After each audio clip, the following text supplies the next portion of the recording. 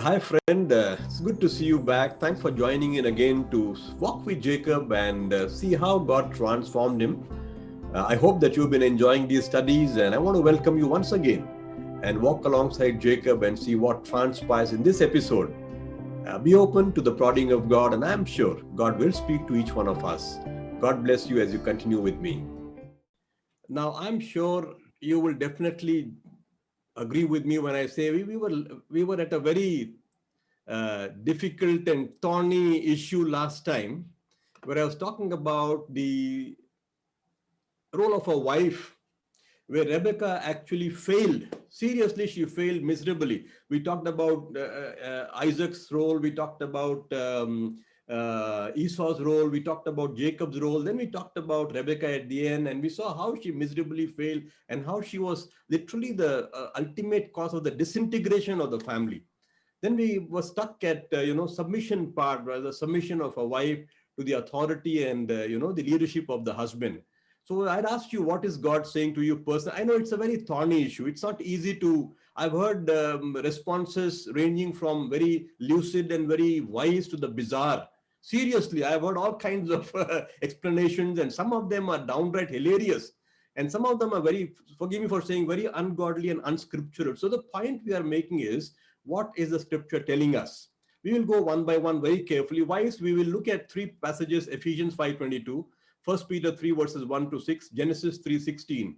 And I hope, ladies, that you've done the homework that I gave you last time. Remember, I gave you some homework. I will not ask you to share. This is very personal. This is between you and the Lord.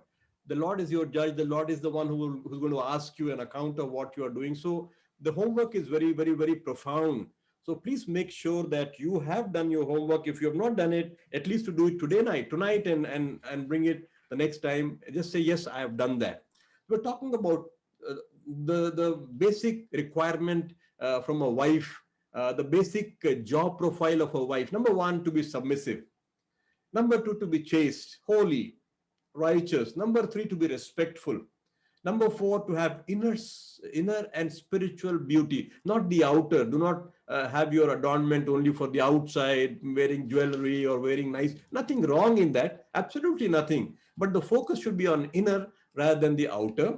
Then gentle, then quiet, then obeying their husbands. Now we were stuck with this, my friends, as Sister Anjali did point out, that sometimes it looks very metaphorical. It can look, but look at the role of the husband.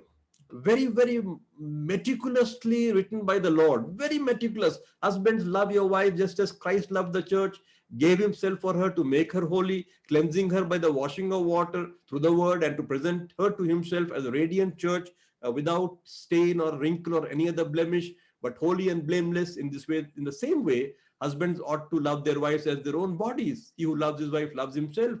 After all, no one ever hated their own body, but they feed and care for their body just as Christ does the church.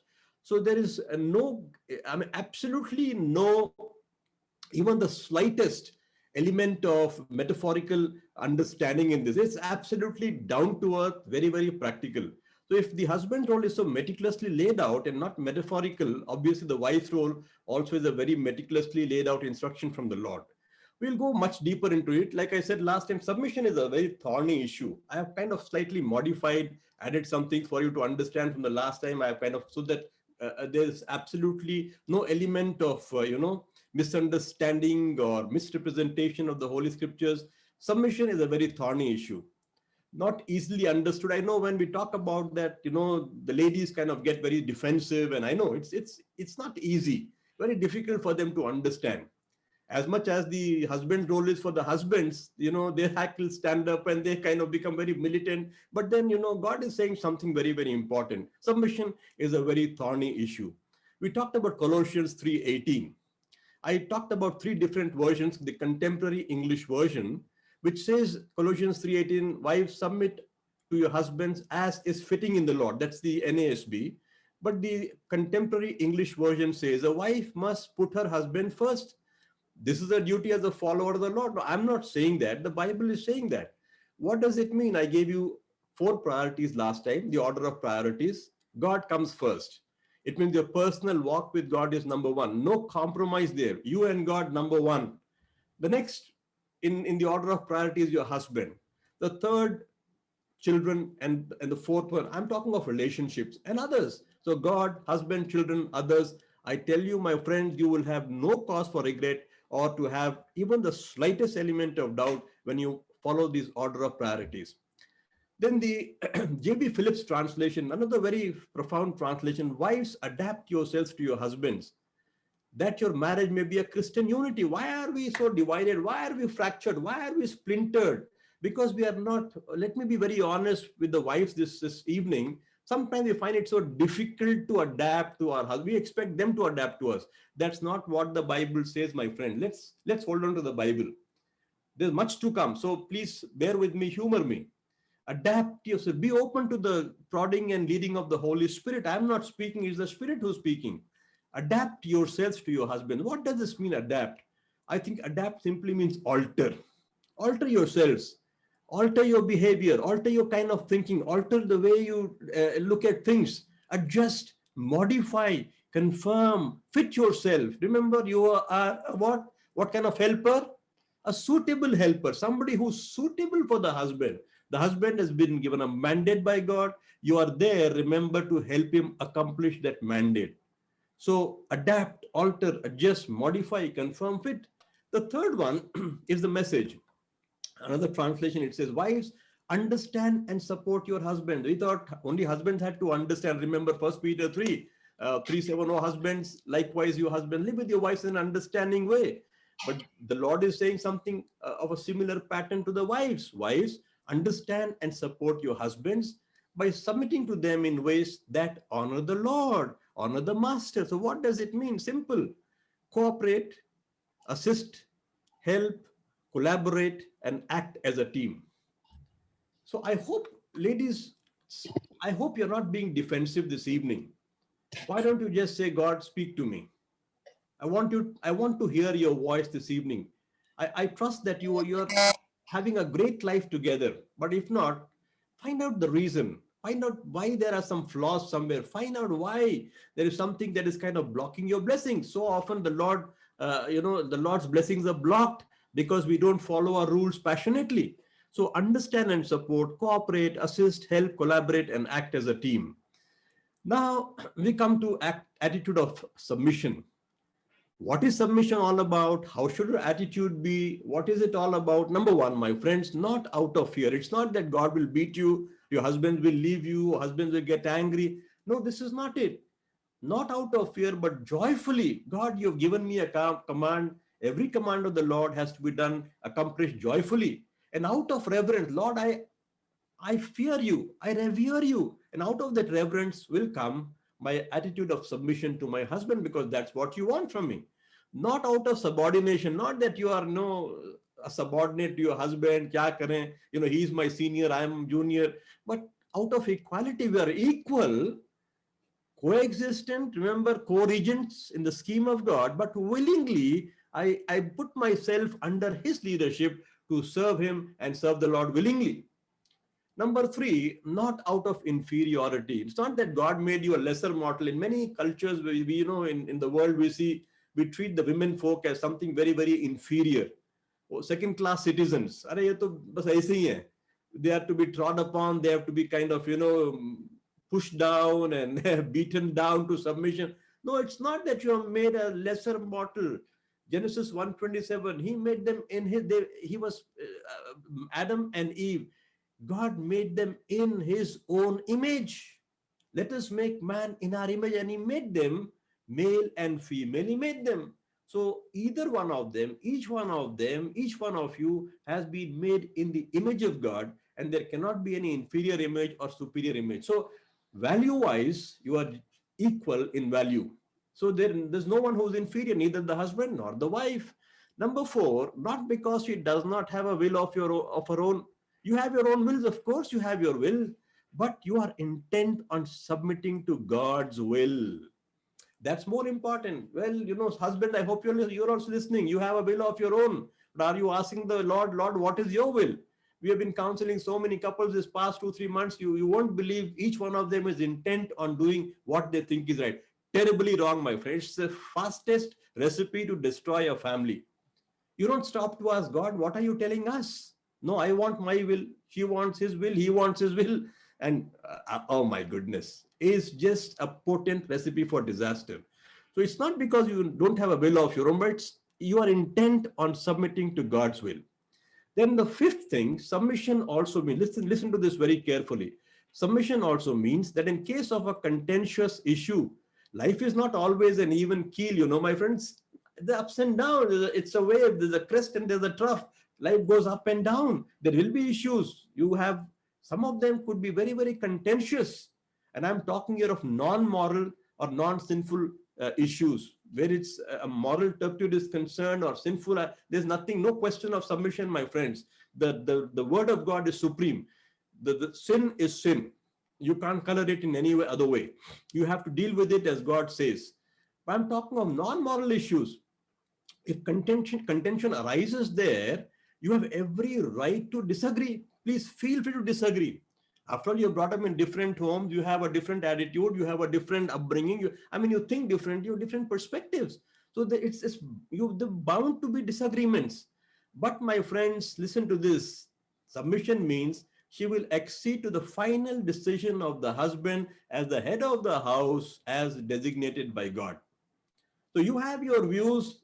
You say, I think this is not right, whatever it is. You can have your point of view, your perspective, but ultimately, remember, ladies, you have to accede to the final decision of your husband because he's the leader of the house. He's the head of the house.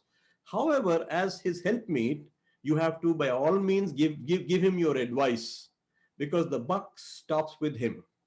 In any issue, one day we'll all have to give an account. I believe as a husband, I will have to give an account of not just my personal account, but the account of my family also. And God help me if I have not made the right decisions in the Spirit of God. So I have tremendous responsibility. So you have wives as people of God, as wives of God, women of God. It's your bounden duty to definitely put forth your perspective and guide your husband, but let him make the final decision. If you do that, you will never have any contentions. Number 6, submission also does not mean that her individual gifts are not important. You are gifted tremendously. Sometimes the wives are more gifted. So you don't take a back seat. Rather, they will be operative together with those of the husband to accomplish the purposes of God in and through them together. So your gift has to be brought alongside the husband's gift. And God, when he brings you as a husband and wife, he gives you a joint mandate. Individual mandate plus joint mandate. As he gives the joint mandate, he expects both of you to bring your gifts, to bring them in tune alongside each other to accomplish God's purposes in and through each one of you. So it does not mean that you simply say, oh, my husband's gifts are important. ठीक है, मैं कुछ भी है, चलता है. No. God has gifted you. Sometimes wives are more gifted. But remember, those gifts have to operate alongside your husband's gifts. Number 7, it also leads to the death of pride and I'm better than you syndrome. Like I was saying last week, we can agree with our husband. We can say, all right, I will, submit your authority. But the attitude we show is, what? Don't tell me I know what's the right thing, but क्या करना, मजबूरी है भैया, मजबूरी से कर रहे हैं, बेगारी में कर रहे हैं, मुश्किल में. No, that's not it, my friends. It calls for humility as enjoined by the Lord. 1 Peter 5:6, therefore humble yourselves under the mighty hand of God, that he may exalt you. So it's the Lord who will exalt you. One day will come when God will say, you know what, this is the way my daughter behaved and I'm so glad. He will put you up. He will exalt you. Oh, so many wives want to exalt themselves. They want to prove themselves that, ladies, you have nothing to prove except you submit your husband's leadership and honor the Lord. And the Lord will exalt you in due time.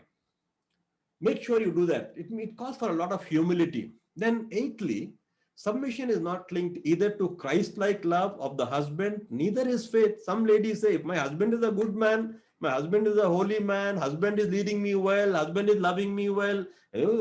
Bible says, husband, love your wife, the church. He doesn't love me like that. Look at 1 Peter chapter 3 and verse 1. In the same way. Now, when I asked for responses last time, not a single lady, I specifically mentioned that word in the same way. I don't think you heard very carefully. Let that pass. The Bible is a very, very profound work of the Holy Spirit. Every word counts, even a comma and a full stop counts. In the same way, what does it mean? Did you think about it? Let me pause this here. What do you think is meant by in the same way? Has anybody done a study on this, by the way? Let's be honest about it. In the same way, yes, Joy, tell me. Unmute yourself and tell me. What is meant by in the same way? No, uncle, I studied. That's what I'm saying. I was meditating on that. Okay, what did you learn from in the same way? Why did God say in the same way? In the same way as Jesus loved, that is what it means. No. Forgive me for disagreeing with you. When in the same way it says, it means there are two themes that are being clubbed together. Husband and wife. You've got to read the preceding passage very carefully. So it means you should have read 1 Peter 2 also, not just 3. 3:1 says in the same way, you should have read 1 Peter 2 also. And if you go on to read that, now let me go on. I don't think anybody has done that. I hope when I am saying do your homework, we'll take it very seriously. All right. In the same way, what does it mean? If you look at, the previous portion, why does God say in the same way? Because he's continuing with a very special theme. He's talking about honoring all authority. You see, 1 Peter chapter 2, verses 13 on to 25, because there is no authority under the heavens which is on its own.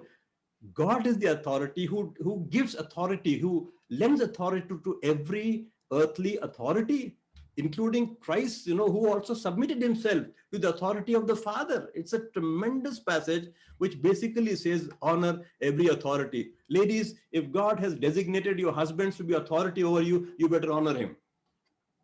By dishonoring your husband, you're dishonoring God. Remember, he's like Christ in your home. In the same way, you wives, be submissive to your own husbands, so that even if any of them are disobedient, now he's talking of a situation where your husband is disobedient to the word.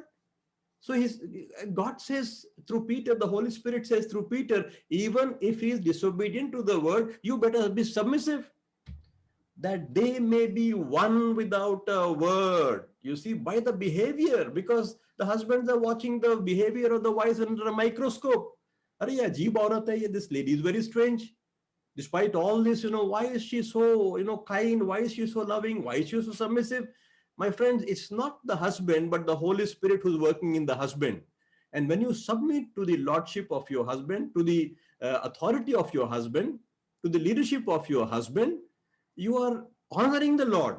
And the Holy Spirit begins. I'm going to talk a little more about this a little later. The Holy Spirit begins to work, and the transformatory work of the Holy Spirit in the husband life begins. The trouble is, we are not willing to take that, that little step of faith. Submission has 4 scriptural boundaries. Like I said, submission is important. You have to submit to the law, to the leadership of your husband, but there are 4 boundaries.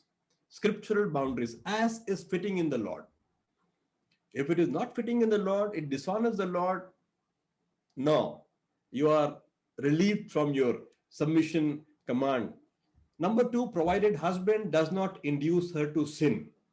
If your husbands are leading you to commit some sin, no way. Number 3, provided it is not in conflict with your faith. This is my faith. This is how the Holy Spirit is ministering to me. And you're saying something which is diametrically opposite. I'm sorry, it can't happen. Number 4, submission does not result in transgression of any scriptural passage. Scripture should not be transgressed. Otherwise, my friends, submission is a giant leap of faith. I'm telling you, wives, learn to, trust the Lord. Lord, you have told me, I will do it. I tell you, my simple submission to everybody when I preach, I tell them, the bottom line, when we go up to the Lord, the bottom line of our questioning or our answering will not be how much work you have done, how many people you ministered to, what have you done, how many messages you have preached. I think the bottom line will be obedience. How obedient have we been to the Lord? It's a giant leap of you be obedient. You say, God, you have told me, I will do it. The remaining is up to you. Let's go on, we'll see. Not wanting to appear judgmental. We are so scared of being judgmental, isn't it? Sometimes we even try to skirt the issue. Sometimes we soft foot the issue. We try to use very gentle words. Forgive me, my friends, I speak what the Lord says. I know some people get hurt sometimes, but you see, I have to be obedient to the Lord. Sometimes we don't want to be judgmental. We try to make biblical truth fit the culture around us. A.W. Tozer. We take culture and say, yeah, how can we say something which will go against the prominent culture that is, prevailing right now around us? So we try to explain the scripture through the prism of, culture. There was, I don't know if you know, I'm sure you've heard about this. From 1960 to the 80s, there was a women's lib movement that started. They wanted, this was the poster woman, this is a poster woman with the woman up her, with the, up in arms, with a fist raised, They wanted to have liberation from the yoke of men. Can you believe it, my friends? From 1960 to 1980s. And this gave birth to many feministic movements demanding equality with men and liberation from male bondage. I don't know if some of you know, today, by the way, is what? Today is 23rd of October, 1915, on 23rd of October, a big, huge group of women marched to the streets of New York. Suffrage, I don't know if you remember suffrage, demanding the right to vote. And after that, of course, it gave way to many other movements of, equality. We want to work in offices. They wanted to be just like a man. So there was a women's liberation movement that came up. It's called the feministic movements. All right. There's a very, very fantastic, Bible website. Please note this down, www.bible.org. Very, very straight in the theology. Some of the most evangelical people right here. This is one of the best on the net. You got to be very careful what you read on the net. But this is one of the best websites on the net, www.bible.org. Now this says, there's a very interesting article on the rise of feminism. Look at what this particular website says. Underlying the women's liberation movement is an angry, unsubmissive attitude that is fueled by the lies of deception. It's good to know what the lies are, but it's also important to know what God's word says so we can combat the lies with the power of his truth. My friends, women's liberation is famous for 10 lies. Let me talk about them. The same article talks about 10 lies of feminism. Very interesting. Please go back and read from the web. You will be amazed at the truth of all this. Lie number 1, women can have it all. We can do everything. We can go anywhere. We are the same as men. We should have the same privileges. We are better than men. Women can have it. It's a lie. Lie number 2, men and women are fundamentally the same. Lie number 2. Lie number 3, please go back. If I start explaining the whole thing, it'll take another 2 sessions. Lie number 3, desirability is enhanced by achievement. The more you achieve, the more a woman becomes, desirable to people. Lie number 4, the myth of one's unrealized potential. Oh, I have so much potential, so it must be used. Otherwise, I'm going to take matters into my own hand, and you know what? Then sexual sameness. Lie number 5.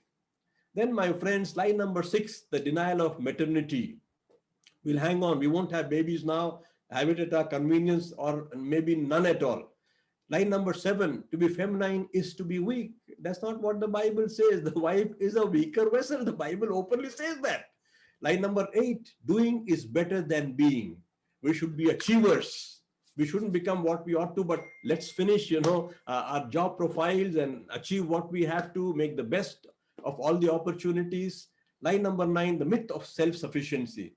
We don't need men. We can have a world with there's so many movements. I don't know if you remember, there was a militant movement that started in Africa who wanted just the women of the earth to proliferate and do away with all the men. And of course, lie number 10, women would enjoy the feminization of men. Let them do the chores at home. Let them go and wash dishes. Let them take care of the babies. Let them, wait for us like a wife. When we come home, let the husband bring us tea. I tell you, my friends, this is amazing. So go back and read this. It's amazing. But the Bible says something else. Romans 12:2, and be not conformed to this world. The world is sending subtle messages to us. You be like this, you be like this. Hey, women, what are you doing? Come on, get up, walk. You are designed to do much more. And, your husband, let him take a back seat. You go forward and be not conformed to this world, but be transformed by the renewing of your mind, that ye may prove what is that good and acceptable and perfect will of God. So often we begin to conform to the world, isn't it? What is the world telling us? I must conform to that. I must be in sync with the world, walk in step with the world. No, my friends. Wrong, wrong. Let's look at the same verse in the Message translation. Don't become so well adjusted to your culture. A lot of talk goes about a culture. I do understand culture is important, but culture cannot dictate things to us. Only the scripture does. Don't become so well adjusted to your culture that you fit into it without even thinking. Instead, fix your attention on God. You'll be changed from the inside out. Readily recognize what He wants from you and quickly respond to it. Unlike the culture around you, always dragging you down to its level of immaturity, God brings the best out of you, develops well-formed maturity in you. Beautiful, my friends. Don't be so adjusted to the world. Let the world say anything. We say, God, what are you saying? That's paramount. Look at J.B. Phillips. Again, the same words in J.B. Phillips. Don't let the world squeeze you into its mold, but let God remold your minds from within. Wow, it's beautiful. When you remold your mind from within, you don't care what the world is doing outside. You will never, ever let them squeeze you into a mold. So that you may prove in practice that the plan of God for you is good, meets all His demands, and moves towards the goal of true maturity. We are seeking to be like Jesus. We want to be more and more mature, that one day maturity is not our goal. Jesus is our goal. But being mature is one more step towards Jesus, one more step, baby steps. Then we become adolescents. Then we become mature people. We are walking towards Jesus. That's our ultimate goal. Are you letting the world squeeze you into its mold? Aha. Let me quote that beautiful verse. I love this verse. I love this verse. Isaiah chapter 40 and verse 8. The grass withers, the flower fades, but the word of our God stands forever. Can we say hallelujah? Lift our hand and say hallelujah. I believe it from the depth of my heart. The word of God stands. And I always say, nations rise and wane. Remember that beautiful hymn, in the cross of Christ I glory, towering over the wrecks of time. Oh, beautiful. What, poetry there. The nations are becoming wrecks. I remember going into the Roman city of Italy and looking at the beautiful wrecks of time. The Colosseum, we stood there in the middle of Colosseum where the grandest of the rulers stood there once. I stood in their footsteps and looked around and said, you know what? There's a beautiful cross in the middle of the Colosseum. I took a picture of the cross with the Colosseum and said, you know what? In the cross of Christ I glory, towering over the wrecks of time. My friends, nations rise and nations wane. Cultures develop, cultures disappear. But the word of the Lord is supreme and shall stand forever. Praise God. What a verse, my friend. So is the word of God paramount in your life? I know the world says something. I know your mind says something. I know your husband says something. I know your friend says something. I know your colleague says something. They might be using their sense, but they are not the authority, my friends. The authority is nothing but the scripture. The grass withers, the flower fades, but the word of our God stands forever. Now, Jesus, remember the temptation there with the devil, Matthew chapter 4. He used scripture, but he answered and said, it is written. My friend, that's one of the most powerful things that you can speak. It is written. It is written. It is written. Are you going with what is written in the Bible or what's written by the world? By the psychologists of the world, Carl Jung and all kinds of people, my friends. No, no, no, no, no. It is written. Man shall not live by bread alone, but by every word that proceedeth out of the mouth of God. It is also written, my friends, wives, be subject to your own husbands as to the Lord. I'm not saying that it is written. I want to quote the same powerful word that Jesus used. It is written. Wives, be subject to your own husbands as to the Lord. For the husband is the head of the wife, as Christ also is the head of the church. He himself being the savior of the body, but as the church is subject to Christ, so also the wives ought to be to their own husbands in everything. Very, very powerful. Well, it is also written, my friends, let me quote further, it's also written, husbands, love your wives. You can't, these two are one and the same, two sides of a coin. Two sides of a coin. Husbands, love your wives just as Christ also loved the church and gave himself up for her. These two go together, my husbands. Are you listening carefully? I'm sure the wives have questions in their mind now, but let me ask you, husbands, do you love your wives? Are you willing to give your life up for your wife?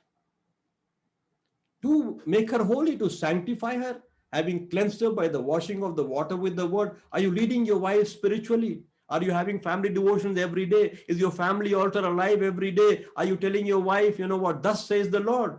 You are the priests of the family. Like I said, so many husbands come and say, my wife doesn't respect me. Sure enough, I understand. But then I also say, if you become the Christ of your own family, of your own home, of your own wife, your wives will give you more than respect. That he might present to himself the church in all her glory, having no spot or wrinkle or any such thing, that she should be holy and blameless. So husbands ought also to love their own wives as their own bodies. He who loves his own wife loves himself. Now, as your own body, like I said, we always have two sets of standards, one for yourself, one for your wife. It doesn't work. Your wives are watching you. Your children are watching you, husbands. It is also written, if wife has to submit, husbands have to love. They go together. John 8:31 and 32, they were these Pharisees, the Jews, who had believed in him. And they were kind of worried, are we going to get enslaved once we obey this commandment? Bhaiya, bada mushkil hai. Hum log to phas jayenge.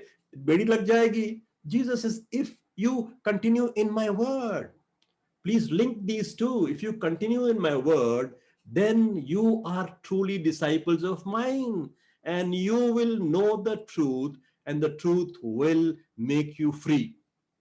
He came to set us free, my friends. Husbands, you love your wives, you'll have such a sense of freedom, overwhelming sense of freedom. Wives, you submit to your husband as unto the Lord, you'll have such an overwhelming sense of freedom in your life. I tell you, you will be singing all the day. You'll be clapping your hands and singing. Are you willing to do it? It's a leap of faith.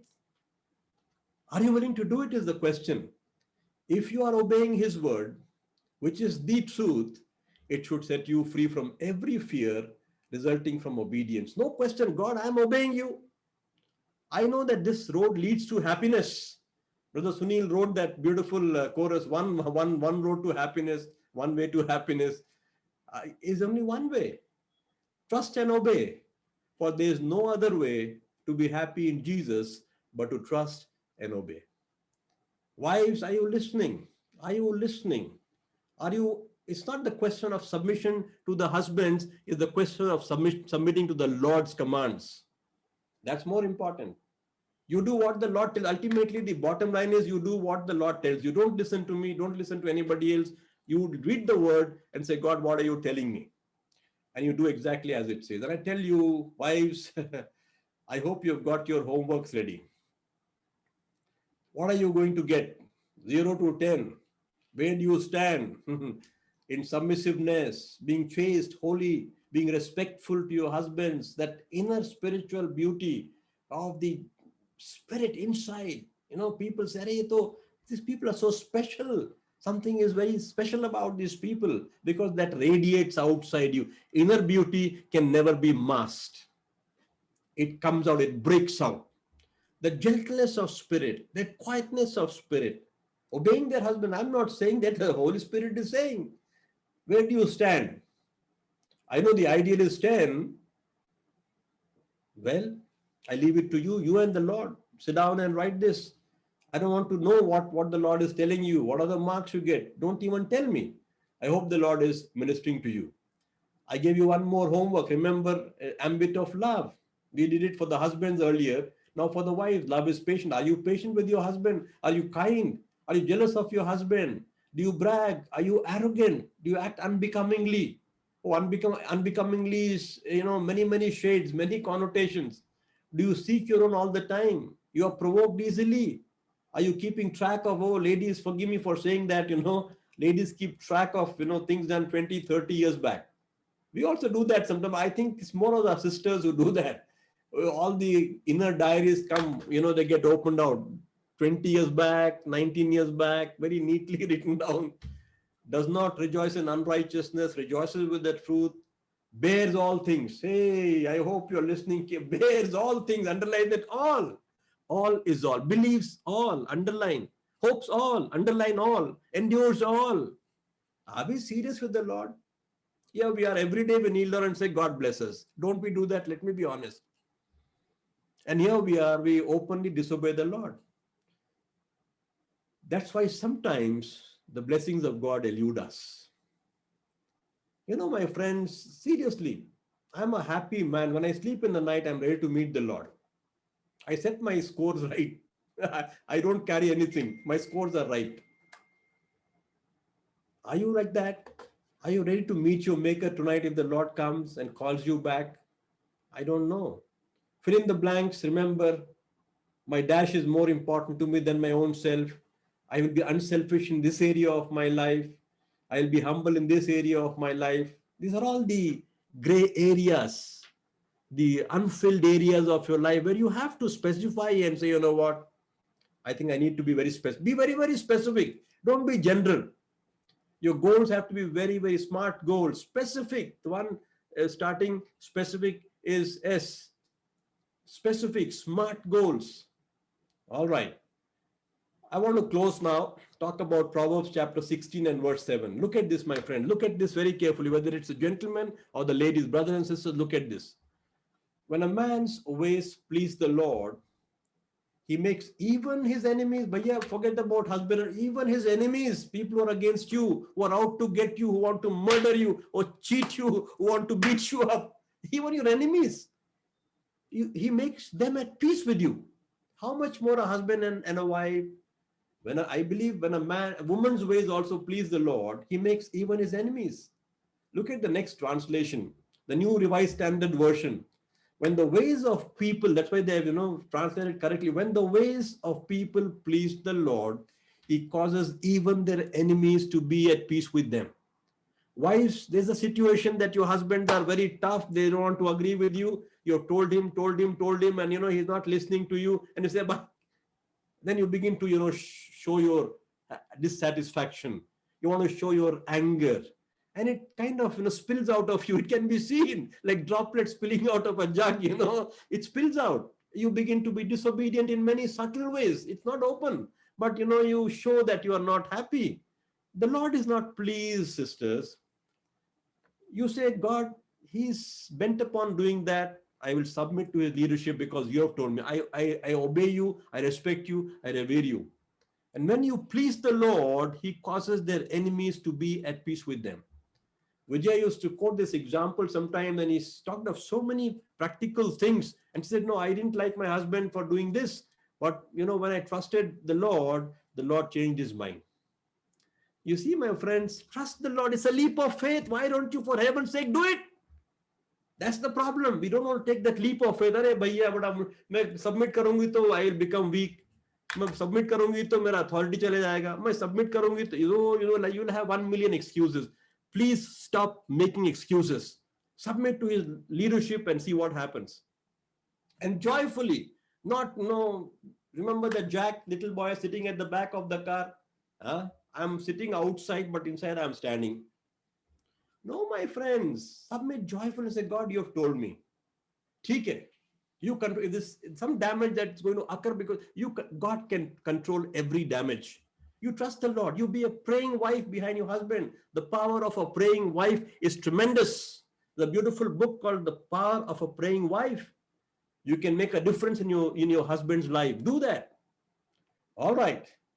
I always say, this is another translation, by the way. I don't know if you have heard of this LLST. Have you heard? No. It's Lal's literal simplified translation. I say, this verse to me says, You do your part, leave God to do his. What does the Lord say? If a man's or a woman's ways please the Lord, you do what is told to you. What God has to do, he will do. Why are you worried about God's work? God will do his work. The problem is the first part you don't want to do. Sisters, ladies, are you hearing? You do that and leave God to do his, and then you will know how beautifully God operates. So my question today is, wives, are you building or breaking your homes? There's a beautiful quote I want to give from Charles Swindoll, which says, no home disintegrates suddenly. Another one of my favorite preachers and speakers, Charles. I love this man. I mean, there are 2, 3 people I love. One is Charles Swindoll. I went to meet him. I missed him one day in Texas. No home disintegrates suddenly. It is demolished brick by brick, one brick at a time. You got that, sisters? I hope you got that. I hope you got that. No home disintegrates suddenly. It is demolished brick by brick, one brick at a time. Let's pray. Shall we pray? Let's pray. Let's close our eyes. And we have heard a lot of things. I hope the Spirit of God has been speaking to us. Can I invite my sisters to please say, God, I have heard much. Maybe there's an overload of, hearing. Could be. But I think the Holy Spirit has ministered very powerfully. He has ministered to my heart seriously. And wives, I want you to tell this evening to the Lord, Lord, I have heard about what a wife's role is all about. I want to confirm to that role. I know I have many questions. I have many ifs and buts. I have a lot of, insecurities within me. If I let go, what will happen? If I do this, what will happen? How will my husband behave? Will I be seen as a weaker vessel? Will I be seen as a weaker person emotionally? How do you respond to the Spirit of God who has taught us this evening? Will you say, God, I have heard, I want to pattern myself after the image of the woman that you want me to be? Scriptural, submissive woman. And you want to do that, my friends. Can I invite you, wives, this evening to just say, God, I want to be patterned after the image of the wife that I have heard. And if you're doing that, could you please, for heaven's sake, say, God, I want to agree with this. And I just raise my hand and say, God, I want to conform to this pattern that has been heard this evening. If the Spirit of God is telling you, would you do that? And I'd like to pray for you specifically this evening, that the blessings of God will fall into your life. Abundance of blessings, my friends. Because sometimes the Spirit of God is waiting for you to submit and says, you know what, you're not doing what I've told you. And the Spirit, withholds the blessings sometimes. Yeah, I see some hands going. Would you please, if the Spirit of God is leading you and you're saying, yes, God, yes, I can see more hands going up. Would you please say, yes, God, I want to, and you please mean it from the depth of your heart and say, God, I understand what is being said this evening. And I want to be on that pattern that you've given me this evening of a wife who's submissive to the husband. Yes, brothers and sisters. Yes, sisters especially. If God is speaking to you, would you raise your hand and say, yes, God, I've heard your voice and I want to be that person. And I'll pray with you. Yeah. Thank you so much. Let's pray. Father, we want to thank you and praise you and worship you. What a joy it is to be found in your presence, to hear the gentle voice of the Holy Spirit. Lord, there is so much to learn. And we're so grateful, Lord, that your voice has come powerfully to me first. And through me, Lord, to all these brothers and sisters, especially the sisters here. And I thank you for the people who have raised their hand and said, yes, Lord, we hear your voice. And we want to be like that wife who's submissive out of reverence for you, out of consideration for you, out of the deep-seated love for you. No matter what my husband does, I will respect him as I ought to respect him. I just pray that you would bless them, even as they have taken this resolve to be the kind of wives you want them to be. Lord, I pray that you would unblock the blessings and shower upon them the richest blessings of the Holy Spirit. Lord, that they would be full of life, no matter what betide, that they will be people who will be people of praise, singing hymns of praise and joyful all the time. That their husbands will look at them and say, wow, there's a woman who stands in the presence of God. Thank you for hearing our voice. In Jesus' name we pray. Amen.